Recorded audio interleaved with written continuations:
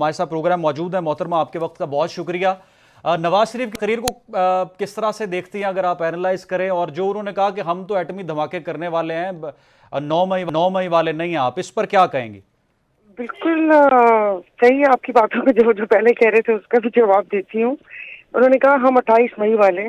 अभी परसों ये सुना ही था, तो फिर वो मरहूम डॉक्टर अब्दुल कदीर खान का एक जो क्लिप है जो आजकल वायरल हो रहा है, कि उन्होंने कहा था कि ये तो 1984 में ही हो चुका था, और जिस वक्त ये पाया तकमील तक पहुंचा था उस वक्त वो कोई भट्टी में स्क्रैप वगैरह जला रहे थे, कुछ ऐसा मैंने सुना था। ये आप सुन रहे हैं? जी, अब्दुल कदीर साहब का है इंटरव्यू, बिल्कुल उन्होंने इस तरह कहा था। वो तो उन्होंने ऐसे ही कहा था, तो वो तो फिर अब ये क्या बात हो गई है? तो यही है कि प्रोजेक्ट कोई और कंप्लीट करे और उसके बाद आप भागम भाग अपनी तख्ती लगाकर उसके ऊपर फीता काट लें। उसकी मिसाल पाकिस्तान का K3 मंसूबा है कि वो होना, उसका इनॉग्रेशन जनवरी में था, लेकिन बट थोड़ा देर हो गई और ये भाग के इन्होंने वो कर लिया। इसमें वो कोई नहीं।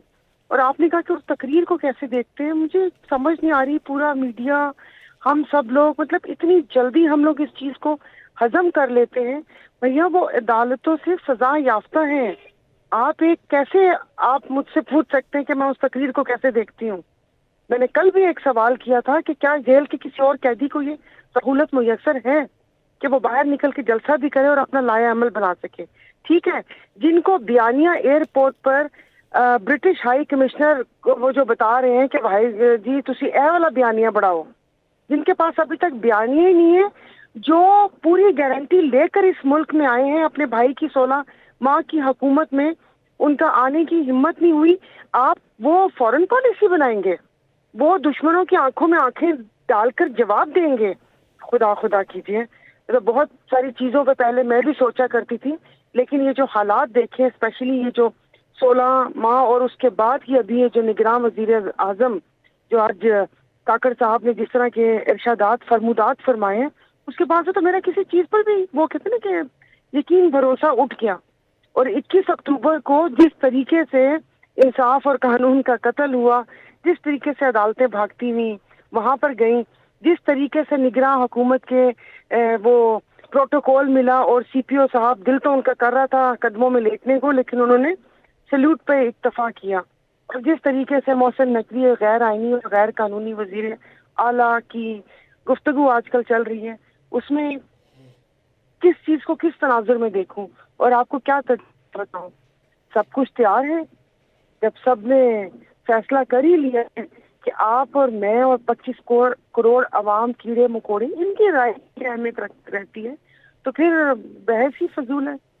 ठीक है। अच्छा, एक खबर ये भी थी कि हेलीकॉप्टर जहांगीर तरीन साहब का है, ओन चौधरी साहब साथ मौजूद हैं। इस्तेहकाम पाकिस्तान जो कि एक नई सियासी क़ुव्वत के तौर पर सामने आने वाली सियासी जमात है, उनकी मुकम्मल सपोर्ट हासिल थी जलसे को कामयाब बनाने के लिए। आपको भी ये लगता है कि जो PDM जमातें हैं वो भी नवाज शरीफ के साथ मौजूद हैं और इस जलसे को कामयाब बनाने में उनका भी कॉन्ट्रीब्यूशन है? नहीं, जलसा कामयाब क्या बनाना, अगर आप अपनी फ्लोर मिलों, शुगर मिलों के बेचारे लोगों को क्या कहते हैं, नौकरी का डरावा धमकावा देकर जलसे में लेकर आते हैं, तो इसमें कौन सी बड़ी बात है। और बाकी जिस वक्त ओन चौधरी और नुमान लंगड़ियाल को इस्तीफा देने से मना किया था, वो तो उसी वक्त ही समझ आ गया था कि इनका झुकाव किस तरफ है। इस्तेहकाम पाकिस्तान पार्टी अभी तक खुद को इतना इस्तेहकाम मिल नहीं सका। और बाकी मजे की बात ये है, जनूबी पंजाब की तरफ ना बहुत सारी ट्रांसपोर्ट कंपनीज है, फैसल मूवर्स वाली भी उसी जनूबी पंजाब से, बड़ा इश्तियारा, चीमा, तो ये फिर तरीन हेलीकॉप्टर सर्विस भी वहीं की है। वो हमारे इलाके के हैं, लोग ट्रांसपोर्टर ही हैं। अच्छा, उन्होंने सब ने मिल के ये किया है जलसा?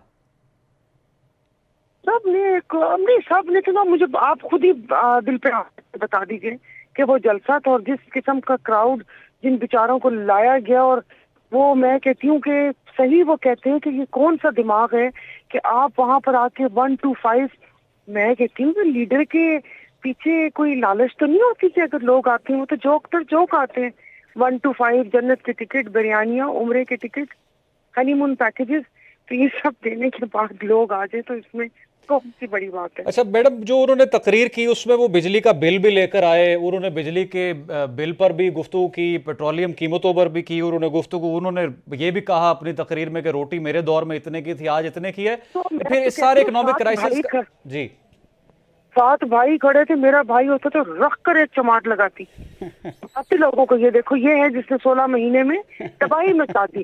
150 سے 3 وہ کر پیٹرول چلا گیا, ڈالر کہاں چلا گیا. وہ اپنے دور کا بجلی کا بل لے کر آئے تھے تو مجھے بتا دیتے, میں مشرف دور کا بجلی کا بل لے کر آ جاتی, مشرف دور کا پیٹرول کا وہ پرائسز کا وہ لے کر آ جاتی. یہ کیا بات ہوئی؟ آپ ایوب خان کے دور میں چلے گئے, 2 پیسے کی روٹی تھی. بھئی آپ یہ بتائیں نا, آپ بجلی کا بل لے کر آئے, یعنی کہ آئی پی پی گول کر گئے. آئی پی پی جو آپ نے ڈالرز پہ مہنگے ریٹس کے اوپر ان کو کہا ہوا ہے کہ بیٹا یہ کون سا پیسے ہماری جیب سے جانے ہیں, بجلی بناؤ, خرچ ہو نہ ہو ہم خریدیں گے. آئی پی پی کا ذکر نہیں ہے, بجلی کا بل کیسے کم کریں گے؟ آج ان کے پاس ایسا کون سا وہ کلیہ ہے جس سے وہ بجلی کے بل اور یہ ساری مہنگائی کم ہو جائے گی؟